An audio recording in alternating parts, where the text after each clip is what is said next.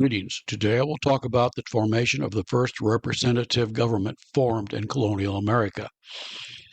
Before getting started, I would encourage you to subscribe to the Mossy Feet Books YouTube channel for more great content. If you like my videos, please hit the like button. The more likes I get, the more YouTube will show it to other people, allowing me to grow the channel.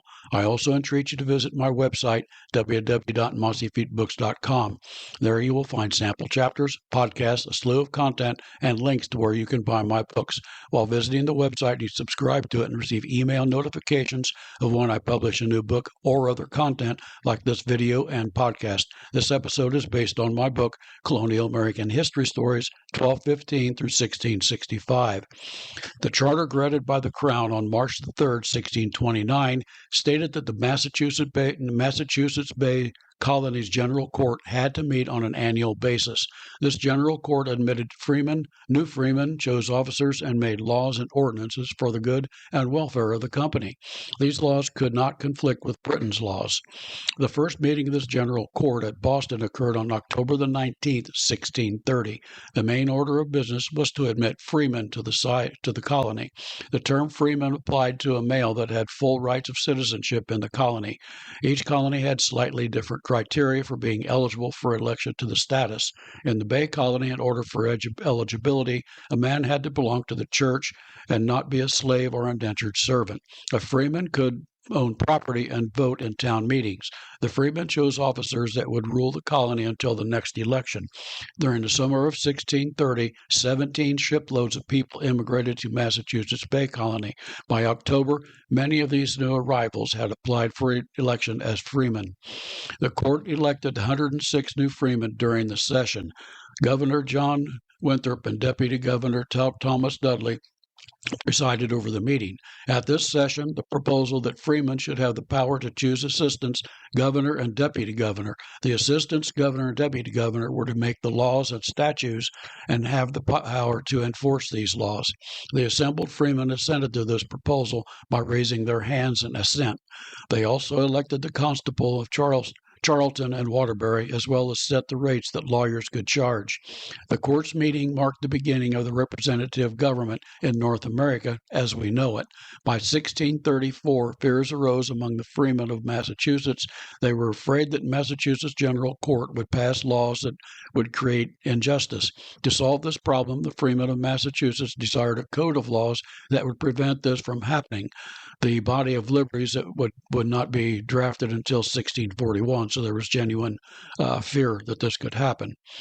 The Massachusetts Bay Colony received its colony in 1629. A group of Puritan merchants organized the colony after gaining the charter. They chose the name of the colony from Massachusetts tribe of natives that lived along the coastal regions of New England. The charter enabled the colony to organize a government. That government could pass necessary laws as long as the laws did not conflict with the laws of England. The colony leadership was answerable only to the king. The voting franchise at first existed only to stockholders of the colony. They set up the General Court of Massachusetts and chose its members. The court chose John Winthrop as the first governor. The first group of colonists set sail in 1630 for the New World and established their colony later that year.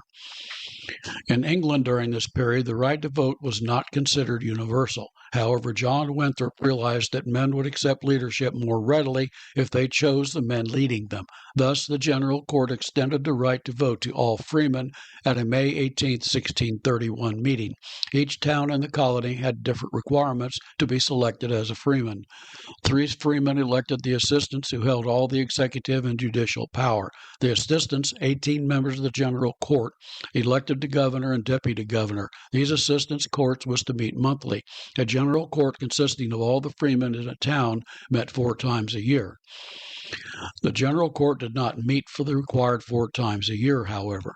In the interim, the Assistants Court passed laws without the General Court's guidance. The laws the Assistants Court passed were random based upon the case before them. The freemen grew concerned that the lack of a code to govern lawmaking would lead to injustice. At a May 24, 1634 meeting of the General Court, the freemen requested that they be allowed to view the charter. After examining it, the freemen demanded that only freemen draft laws.